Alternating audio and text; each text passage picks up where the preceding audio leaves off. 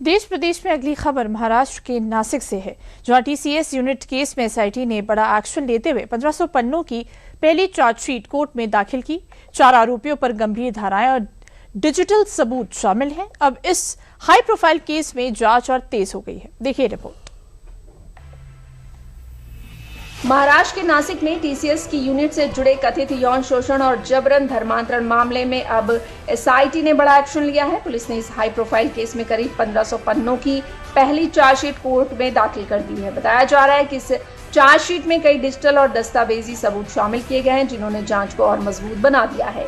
देवनाली camp थाने में दर्ज FIR के आधार पर दाखिल इस चार्जशीट में 4 आरोपियों को नामजद किया गया है, जिनमें दानिश एजाज शेख, तौसीफ बिलाल अख्तर, निदा एजाज खान और मतीन माजिद पटेल शामिल हैं। एसआईटी का दावा है कि आरोपियों ने सुनियोजित तरीके से पीड़िताओं का शोषण किया और उन पर धार्मिक दबाव बनाने की कोशिश की गई।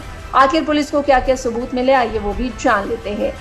पुलिस ने मोबाइल फोन डेटा और डिजिटल रिकॉर्ड को सबूत बनाया, साथ ही व्हाट्सएप चैट और स्क्रीनशॉट भी जांच में शामिल। ईमेल ट्रेल और अन्य इलेक्ट्रॉनिक दस्तावेज कोर्ट में पेश किए गए। 17 गवाहों के बयान न्यायिक मजिस्ट्रेट के सामने दर्ज कराए गए। पीड़िता और आरोपियों की मेडिकल रिपोर्ट भी चार्जशीट का हिस्सा। बैंक स्टेटमेंट, पहचान परेड और वाहनों की डिटेल भी शामिल। पुलिस के मुताबिक आरोपियों के खिलाफ भारतीय न्याय संहिता यानी बीएनएस की कई गंभीर धाराओं में केस दर्ज किया गया। जांच एजेंसियों का कहना है कि उन्हें ऐसे दस्तावेज भी मिले हैं जो पीड़िता की पहचान और नाम बदलने के कथित प्रयासों से जुड़े हुए हैं।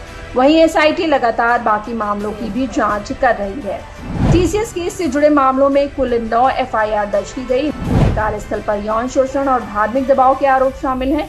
आरोपियों पर बीएनएस की धारा और 183 SC/ST एक्ट के तहत कई गंभीर मामलों में केस दर्ज किया गया है। अदालत ने अब तक आरोपियों की सभी जमानत याचिकाएं खारिज की। पुलिस ने कहा कि जांच अभी जारी है, वहीं नए सबूत मिलने पर पूरक चार्जशीट भी दाखिल की जाएगी। इस पूरे मामले ने कारपोरेट कार्यस्थलों में महिलाओं की सुरक्षा और धार्मिक दबाव जैसे मुद्दों पर कई गंभीर सवाल खड़े कर दिए हैं। वहीं अब एसआईटी की चार्जशीट के बाद इस केस की कानूनी लड़ाई और तेज होती नजर आ रही है।